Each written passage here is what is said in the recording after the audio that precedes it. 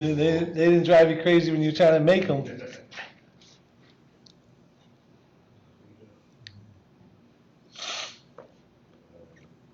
I'm glad this whole fucking touring youth thing is over with. Ready? Yeah. 3, 2.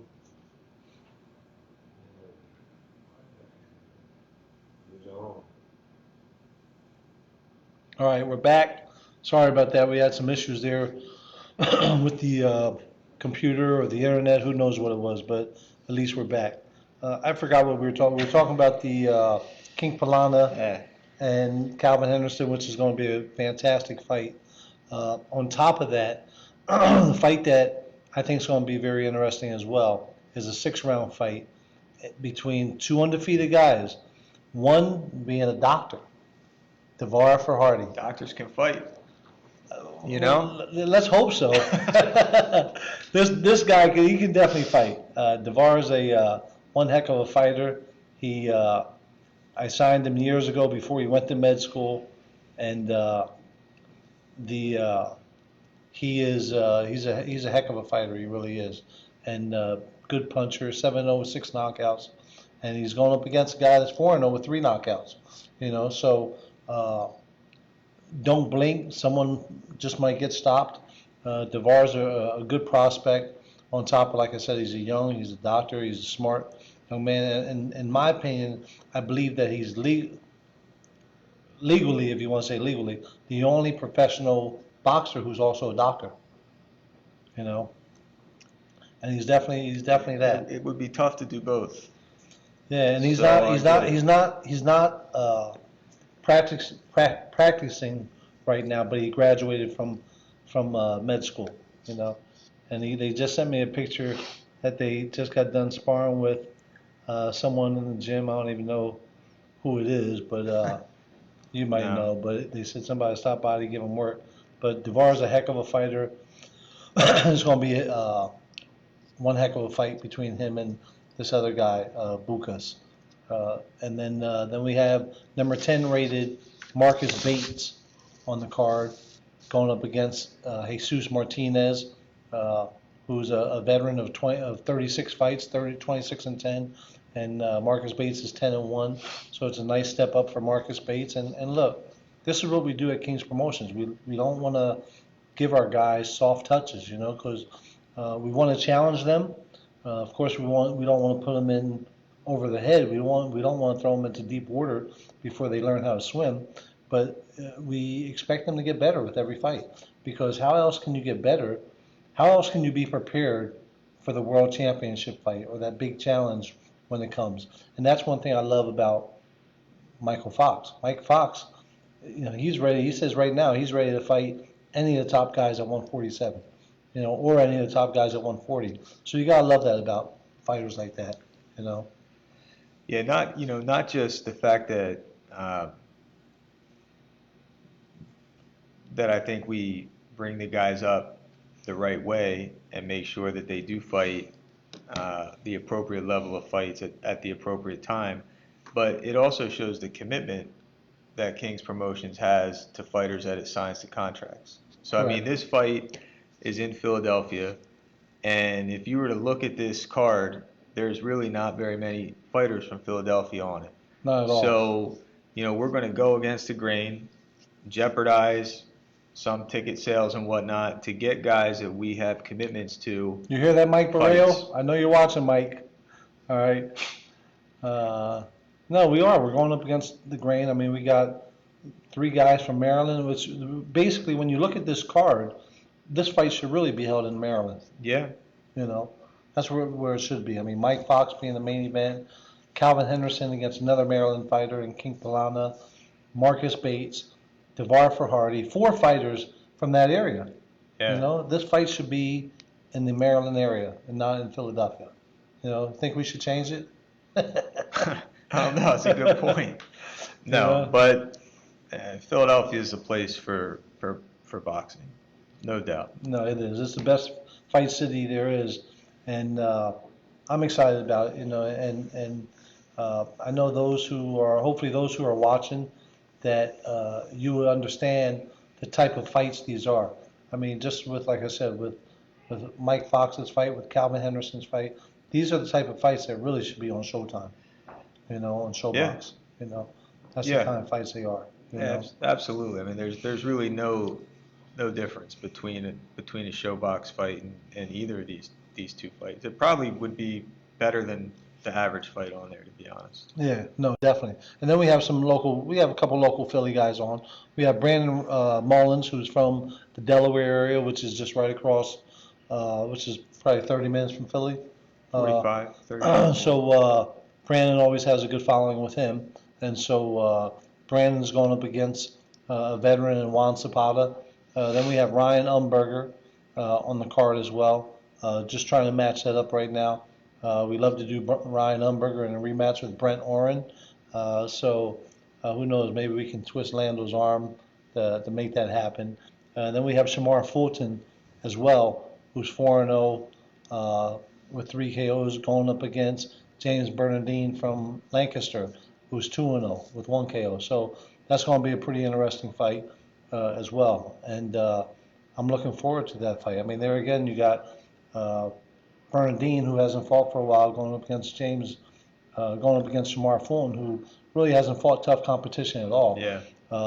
And so it's going to be a very intriguing fight as well. Yeah, it is. I mean, it's a fight where both guys are going to go into it, really believing that they can win. Of course. I mean, that's always the best when you have exactly. You have guys like that, and then you have, like I said, even with DeVar Farhardy and that going in that. Even same with the main events. This guy, Yeah. Johnny Ariello, he's going into the fight believing he can beat Mike Fox. Yeah. It's not like these guys are coming in from some other country thinking that they're there just to get a payday. They're coming there because they really believe in their heart they can win.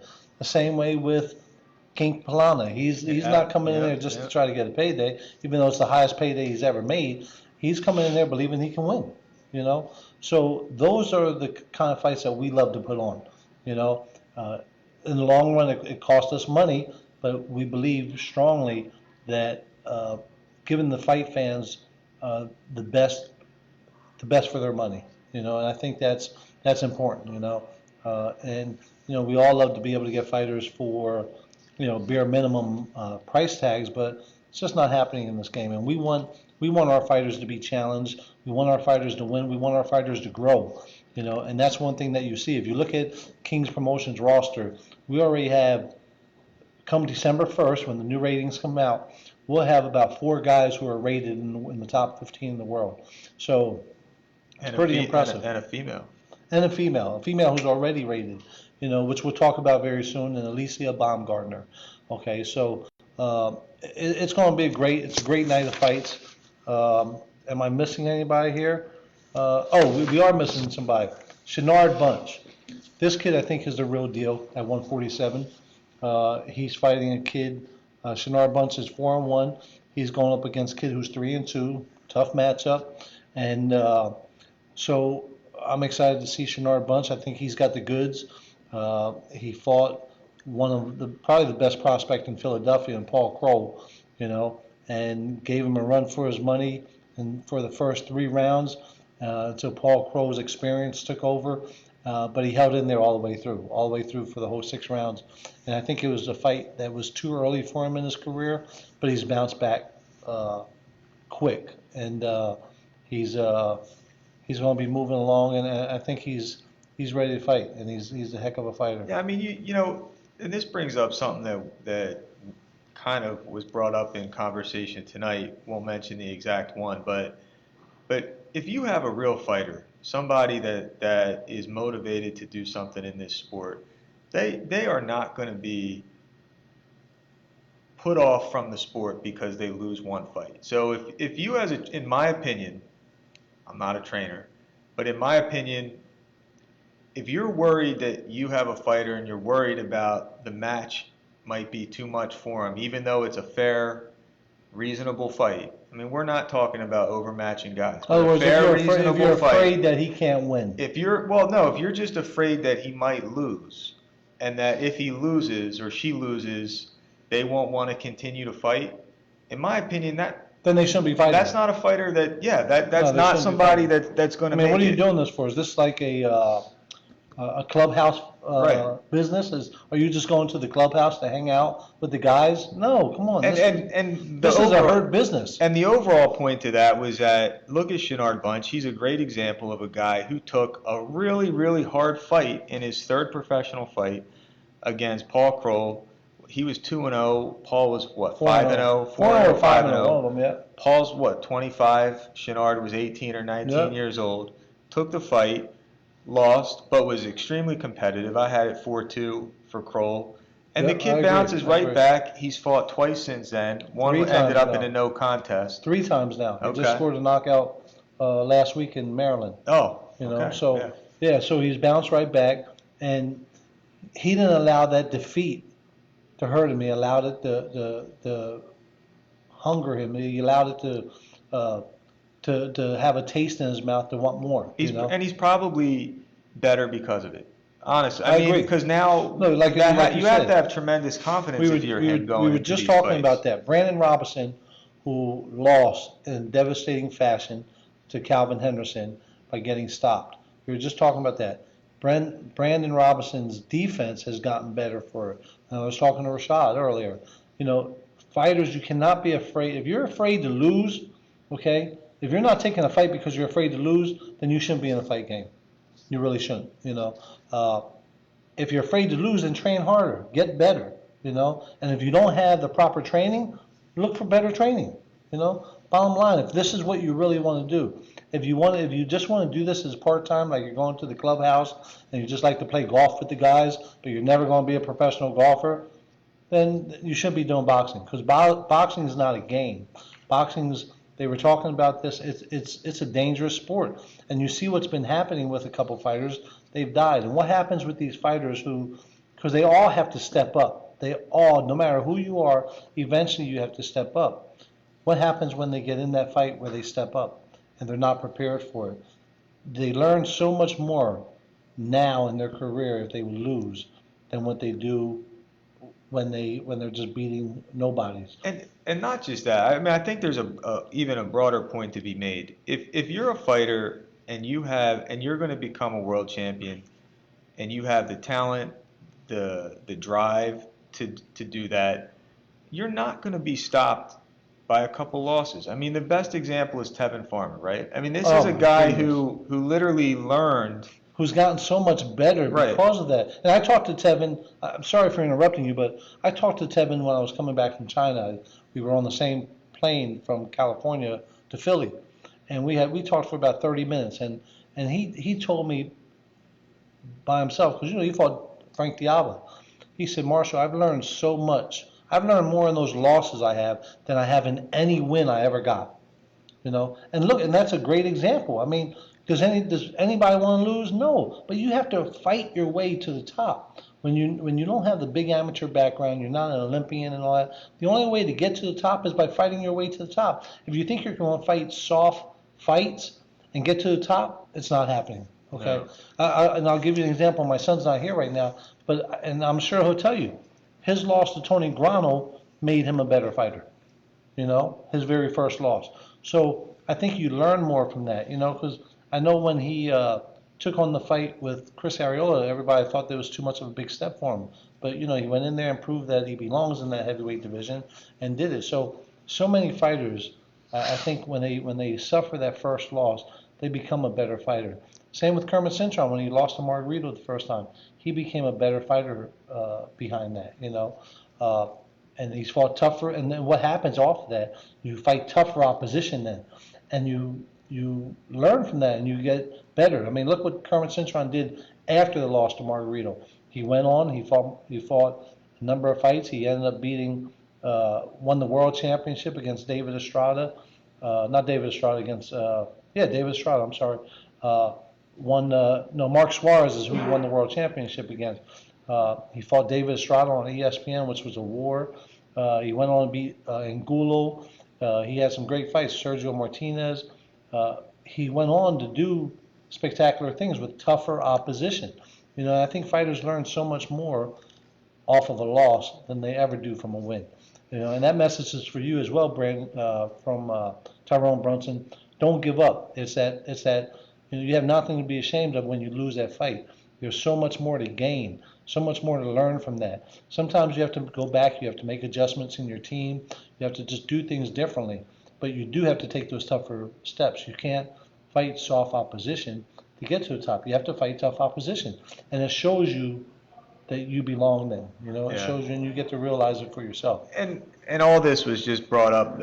I was simply just trying to, I guess, make the point that Shenard Bunch has. I think he's shown more taking that fight, coming back from it, and showing as much determination, but just also getting back in quickly. His will to win. His will to His will to get back become in better. the ring and, Exactly. and become He's- the he's- best he can be. He's the type of fighter that shows that he wants to be a fighter. Right. You know, he really does. You know, also on the card is Martino Jules from Bethlehem, PA. Martino's 7-0. Martino's really come into his own. I mean, I think he's really proven that he's a dedicated fighter, not just someone who's in the gym just trying to be part of the fight club. He proved that he's a dedicated fighter, and he really looked great in his last fight at the Sands by stopping Strode or Matthew Strode. Matthew No, Strode. was it Matthew? Yeah. So he really looked good in that fight and proved that he belongs in the division. you Yeah, know. Mark. I mean, I've said this before I know you on like the him a show. lot, yeah. I think he's one of the best prospects in Pennsylvania. I think he's got the goods. Mhm. You know, we don't have an opponent for him yet. I'd love to put him in with Antonio DeBose. I mean, that's That the would be a kind of great fight. Yeah, I agree. Yeah. That would be a great fight. I think Martino would win that fight, but Yeah. it would be a good fight. King Palana's watching. King, we talked very good about you. We talked about how good you are and how you come to Rumble, and it's going to be a great fight. And we're excited that you're on the card, and we're looking forward to a great fight. You know, yeah, it's going to be a great night of boxing. You know, 12-6. King, make sure you tell all your fans from Maryland, not just to wait, hear the results, tell them to drive up from Maryland to Philadelphia and come support. There's going to be 4 fighters from the Maryland area fighting. So you want to bring that fan base. You want to bring them up there. You know, you got Mike Fox fighting. Once again, you got you fighting. You got Marcus Bates fighting. You got DeVar Farhardy fighting. So don't not have your fan base there. We really want to see fan base there because, believe it or not, I truly believe that the fan base helps people in their victories. You know, when the fight's that close. You know, we're going to move on. We're going to talk about another show we have coming up that's right around the corner as well. We have yes, King's Promotions is that busy that we have that many shows going on. As you know already, we talked about 12-6. It's exciting, but now we're going to go into 12-14, and then we'll wrap it up for the night. 12-14. My partner is really excited about this one because he's the one that spearheaded the signing of our main event, Alicia Baumgartner. I wish we had a picture to show you of who she is, and I should have sent that over to Mick earlier, but this girl's a very special fighter. So much that Showtime contacted me about how they've been following her, and they're very interested in her, and they want to see how she progresses, and they want to put her on the air. They want to put her on. Of course, it has to fit within whatever they're doing and whatnot. But so they're excited about her as well. So here she is fighting for us in her first main event. Yeah. December 14th in Harrisburg, Pennsylvania. Some of you say, well, why Harrisburg? Why Harrisburg? Because of this man right here to the left of me. This is where Andrew's from. He's done a couple shows up there. And so we're hoping that we can bring a different flavor to Harrisburg and something that Harrisburg hasn't seen in many years, and especially with female boxing. Lisa Baumgartner is special. She's fighting a girl who's never been stopped. She's a tough girl. She's been 10 rounds before. So it's going to be a tough challenge for Alicia, but we really believe in her. Yeah, it's not just that the person that Alicia is fighting hasn't been stopped. She fought for a world title in her last fight. Wow. And I mean, I think that Alicia's gonna win this fight, and she's gonna look great. But I think it's I a didn't know. nice I didn't know test. she fought for a world title. She Wow, did, yep. that's Um, impressive. Well, people may not know, but Alicia in her fifth fight won the WBC Intercontinental title, and then 2 fights later lost it in controversial fashion to Christine Linadou, and you may not know who that is, but she actually, after the fight with Alicia, went up in weight and won the WBA super lightweight title, 140, defended it 3 times, and just fought Katie Taylor on Right. DAZN. So, we're not talking about fighters here who are contenders. I mean, this is somebody who's already at the top Right. level Right. of the sport, and this is going to be a great fight. I think Alicia learned a lot in her fight with Linadou, which again, Hmm. controversial. You know, very controversial, but she's talked about trying to get more comfortable fighting in the pocket. Hmm. She has incredible boxing skills. I think she's a great boxer puncher. But when you do see her, if there's one area of her game that looks like it could improve, it's when she is inside. She kind of wants to be in and out, Correct. right? Right. And she's probably safer and in better territory to just stay there once she has Hmm. a beautiful jab. All of her punches are strong. I mean, she's just a great Hmm. puncher. Um, She almost had that last girl out, the one that she just fought in who's Florida. never been stopped. Right. Really, I thought they should have stopped that fight Right. in this Right. in the 6th round. The girl took a beating.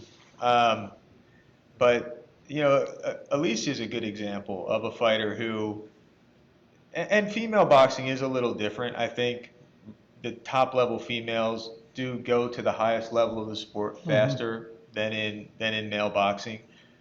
Alicia went there very quickly in her career, um, fought another top level world caliber fighter, lost a controversial decision, and all she's ever wanted to do since that time is to get back in and to fight for world championships. And she did have a hang up. Her promotional company dissolved, Hmm. and she's kind of been in a limbo phase for Right.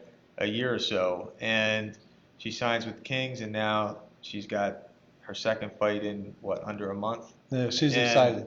She's yeah, very excited. I mean, it's so again, I mean, if you're really a fighter and a professional fighter and you aspire to be the best, you're not going to let a loss That's right. That's right. define you. And I think from our own standpoint, that didn't that didn't phase me one bit. I don't think it phased you in terms of when we Hmm. were talking about her The fact contract that she has one and loss, no, no. not at all. One loss. There's a lot of fighters who, in my opinion, are so much better with one loss than they are with none at all. Just because they've been challenged. They've been challenged. They learn from it and they become better fighters because of it. Uh, and that's what we were trying to get the point across to someone earlier as well. Uh, but some people have to learn uh, in this game, and some doesn't.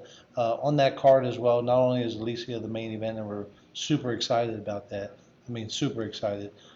We also have a heavyweight prospect on the card, Michael Polite Coffee, who is 7-0 with 5 knockouts. This guy is huge. I mean, he's huge. He's 6'6", 270 pounds. Uh, he punches well. He can switch up. He can box righty, lefty. I think he has all the goods. And so when you see him, you know what I'm talking about. He'll be fighting in Harrisburg, Pennsylvania as well, and he's someone to look out for as well. Uh, I had him signed from the beginning.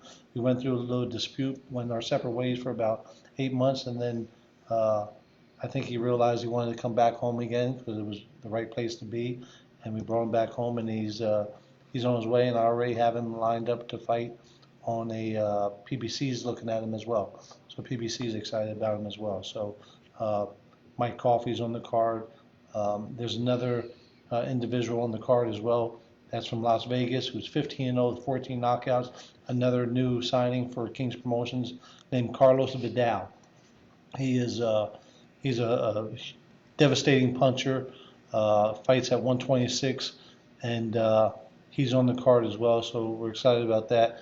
What other fights do we have on the card? Then we have Kanai Wheeler on the card, who's another puncher who's 3-0 with 3 knockouts. Uh, Well, a fight that was made last night that I'm excited about. We have Deja Ragland yeah, that's scheduled to gonna be go in good. a 4-round bout with Britain Hart, and Another female bout. another female bout. And look, if they're going to be good fights, it doesn't make any difference to Right. me, right? And Britain is she's a tough cookie. I mean, I Yeah. think that's the best way to describe her, and somebody who has been getting better as she's going on in her career. Not only does she box, she also does bare knuckle, um, and she's going to be coming up in weight, and Deja's going to be going down. And Deja is a fighter who, at one point, was a pretty highly touted amateur. Hmm. Um, for a long time, kind of got away from boxing for various reasons. Came back, made her debut last year, and in her 2 fights, she's basically handled herself well. She's just allowed herself, I think, to Hmm. get outworked. Is the best way But to you know, describe it. I think what's going to be exciting about this, she's fighting on the same card as her quote unquote, what she would call her brother in Stafford. You know, those two came up in the amateurs together. They both fought well in the amateurs. They both made their mark in the amateurs together. And now Stafford, of course, turning pro on the same card. Tell us a little bit about Stafford. This kid was very special in the Yeah, amateurs as well. yeah. He's a fighter that has a pretty well significant amateur background, probably 30 to 40 fights, but was always put in tough. Was kind of always put in. Oftentimes was put in with fights where probably a lot of fighters and coaches wouldn't have necessarily taken those fights. Got a reputation just as a strong kid who um, was really somebody to watch out for. Never won any major tournaments or anything like that, but then basically his career got sidetracked for a significant period of time. Um, and he's going to be making his debut since he's come back to the sport. He's a lot heavier than he was, and a lot of question marks Hmm. remain around him in terms of will he be able to be the fighter that he was in the amateurs? But I know that he's very excited to be making a debut. And hats off to him. I mean, he's making his debut against a kid who's 3-2-1 from Syracuse, New York. His name's Lawrence Gabriel. The guy's a good fighter. I mean, I've seen No, multiple video that's a on the big on the step guy. up. So I think it does show Stafford and his trainer Ricky Clark's willingness to fight. Hmm. You give them an opportunity and they'll take it. Right. And I think that's a pretty fair hallmark of pretty Hmm. much all Ricky Clark's fighters. You give them an opportunity and they fight. So excited to see this bout. Then another fight on the card. Still looking for a match for it right now. Although we got some things in the works. Trying to get Luis Morales. Now we have a Luis Morales that's fighting in Reading this week, and he's called Luis Bazooka Morales, and as Marshall said, he's about 112, 115 pounds. This is Luis Mayhem Morales, who's going to be fighting on the show on the 14th, and he's 3-0, 2 knockouts. I think I talked about him a lot, quite a bit on the last show. He's a guy who I really liked when he turned pro a couple years ago. All of his fights have been on previous shows that I've done. Um, Unfortunately, he's had a couple injuries that he had to get surgery for, so he's been sidetracked for about a year and a half, and this is going to be his first fight back. Um, so we have to make sure that we have a right kind of opponent for him to fight, somebody that can test him, um, but give him the opportunity to maybe get some rounds, get his feet wet again, and shake the cobwebs off, Right, so to right. speak. But I think that Luis Morales, he does have the goods. I talked before about one of the best fights, amateur fights I've seen, is video of his fight with Jaron Ennis, Philadelphia Golden Gloves from No, he was tough in the years amateurs. I back. remember him from the amateurs, and of course he was very tough. And so excited to see that. Depending on what happens with Brent Oren as well, we'd love to try to make the rematch with him with Umberger on the 6th. But if not, we'll put Brent Oren on 12-14 as well. So we'll see what happens there. And Brent's a guy, speaking of guys that, don't get sidetracked by losses. I call him Mr. Hollywood. I mean, he's definitely gotten better as his fights have gone on. Mhm. He's gone, his first fight, he took it on a week's notice. Pretty much, Mhm. he did not voluntarily stop after the third round. He was kind of delirious on his, if you remember, he was kind of half on his stool, half off, and the ref He was was so trying to tired. get an Yeah. answer from him, and He was so he tired. couldn't speak. Yeah. But then, his last fight, he fights a 3-0 kid on the PBC undercard, Mhm. and he pretty much won every round of That's that right. fight. That's right. So, And that's an example of taking fights. And then he fought a 6-0 kid or 5-0, whatever right, Brandon Mullins was. So he hasn't turned down fights. He's willing to take fights, and because of that, he's gotten better. yeah. He has definitely gotten better. So you just have to look at that and not shy away from opportunities, because this window of boxing is such a short window. Your career doesn't last forever. So you have to take advantage of these opportunities and become the best you can be, because not everybody gets to put that belt around their waist. There's a very small percentage of fighters that get to put that belt around the waist. I mean, look at my son Travis. He's been in the game a long time, and he still hasn't had an opportunity to win a world championship yet. He hasn't given up his pursuit for it, but I think his pursuit for the world championship has changed a little bit, where now his pursuit is becoming the best contender he can make to provide for his family and make some real money. And that's one thing that I think fighters look at when they're starting out and they're coming out and they have this huge amateur background. Of course, their goal is to become a world champion. After they suffer a loss or two and they're up there in age, as Travis is now 34 years old, uh, their perception and their pursuit for greatness is a little different now. Their pursuit to be a heavyweight champion in the world probably isn't the same. They probably don't have the same desire for that as what they do to provide for the family, you know. And when you got somebody of that caliber who can still make, you know, six-figure paydays every time they fight, that's a good thing. That is a way that you provide for your family, you know. So some of these guys, it takes 2 to 3 years to make six-figure paydays, you know. Uh, Travis made enough money in his last fight that it might take some people 6 years to make, you know. So those are the type of things that can happen, and you change your life from it. And that, I really truly believe that somebody like a Brent Warren is going to make enough money to help change his life, you know, because he's not afraid to turn it down. He's not afraid to go after the gusto, and he's going to beat, and he's going to upset a lot of guys. You watch, you know. Uh, so hey, look. Let's not go yet. We should talk about the upcoming heavyweight championship fight this weekend, because we started late, then we had that service disruption here. Okay, who's the heavyweight championship fight this We got Deontay Wilder is going to be fighting Luis Ortiz.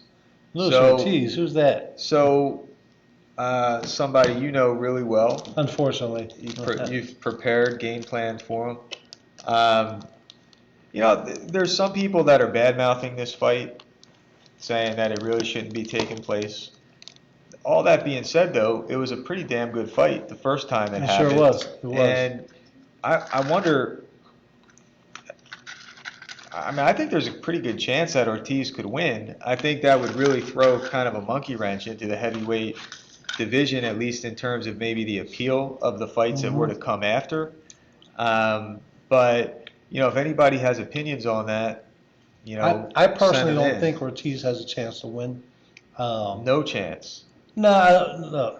I mean, in any fight, you have a chance. You always have a puncher's chance, without a doubt. but I think that his chance of winning was greater his last fight than it is this fight. I think Wilder is more confident. Wilder knows what he's bringing to the table, uh, and I think that's the biggest difference in this. Ortiz has changed up some things without doubt. He's training in Vegas now. He's got a different conditioning coach. He's brought in another trainer to help him out. He's on a nutritional plan of some sort. I don't think it's going to make a difference. I really don't. I think Wilder's going to go out there, and I think Wilder's going to dominate him. I think Wilder's going to get him out there earlier than what he got him out last time. Yeah, I mean, on paper, it should go that way. Mm-hmm. But look, it's a heavyweight division, and Ortiz can punch, so anything can happen. it's not just Ortiz can punch. I mean, Ortiz is a Technically great, sound, technically sound boxer. I mean, before probably, Wilder fought probably him, one of the top 5 in the heavyweight division. and before Wilder fought him, Probably I top mean, 3. he was like a genuine boogeyman in the division. Yeah. Nobody wanted to fight him. And they probably still don't, which is maybe one of the reasons that this rematch is occurring. But I don't know. I see it as a potential trap fight for Wilder. I really do. I'm not saying I think that Ortiz is most likely going to win, but I think it could be a lot closer than a lot of people are thinking. Well, I'm going to try to, right after the fights on Saturday, I'm going to try to run home and watch it. Hopefully these fights in Reading are over early enough that I can still get home and watch it. I'm looking forward to it. But I do think my opinion is that I think Wilder's going to stop him. I think it's going to be an interesting fight. It's going to be a chess match for the first 3 or 4 rounds, and then after that, I think Wilder's going to say, okay, enough's enough. I think he's going to start walking through them and feeling confident in that fact that, okay, I can land this big right hand and get him out of here. But the more confident he is, the more susceptible he leaves himself. He leaves himself more open. And Ortiz did hurt him. He did in his last fight. So that's you're right. I do think Wilder's going to be more confident in this fight, but I think that could potentially be based on what Wilder's saying, though, that he had the flu a couple of days prior to the fight. So who knows? I mean, I don't know. Time will tell. Saturday night will tell. But look, if you tuned in, thanks for joining us. Share this post. We will be back. Are we coming back next week? Next week's Thanksgiving. Yeah, probably. I don't know. I mean, I'm available for next Wednesday if you are. So we'll let you know. Look for our post on King's Boxing, and we'll get back to you. And hey, look, once again, thanks for joining us. If you haven't got your tickets yet, get them now. First coming up is Saturday, the 23rd. Next is December 6th in Philly. Next is December 14th in Harrisburg, PA. All fights. You can go to, I think Travis said Thanksgiving Rumbles on eventbrite.com. You can go to 2300arena.com, and you can go to Eventbrite, correct? Yeah, for the show in Harrisburg, it's on Eventbrite, but you can go right through the King's Facebook page. On the event itself, you can buy tickets right on the event link. Perfect. So hey, look, join us. Tune in. Nobody guessed on when Travis fought in Reading, who he fought his last time he fought in Reading. So it looks like nobody wins those tickets. I'm sorry, but tickets are cheap enough. Come on out and support us. All right. We'll see you. Thanks again. Thanks.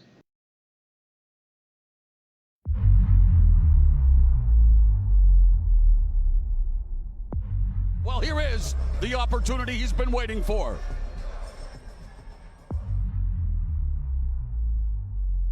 His nickname, of course, is Hammer, but 11 of his knockouts. Oh! Charlo just dropped Lubin!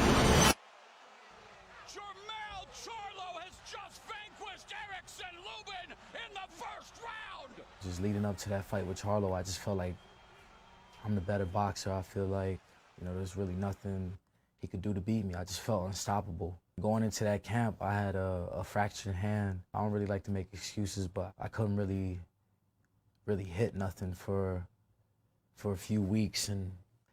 But like I said before, there's no excuse because he landed a perfect shot on my chin and, you know, ended up putting me out. Are you able to watch that tape? I mean, I had no choice. I go on Instagram, I go on all these social media websites, and, you know, I've seen it, and I was like, damn, man.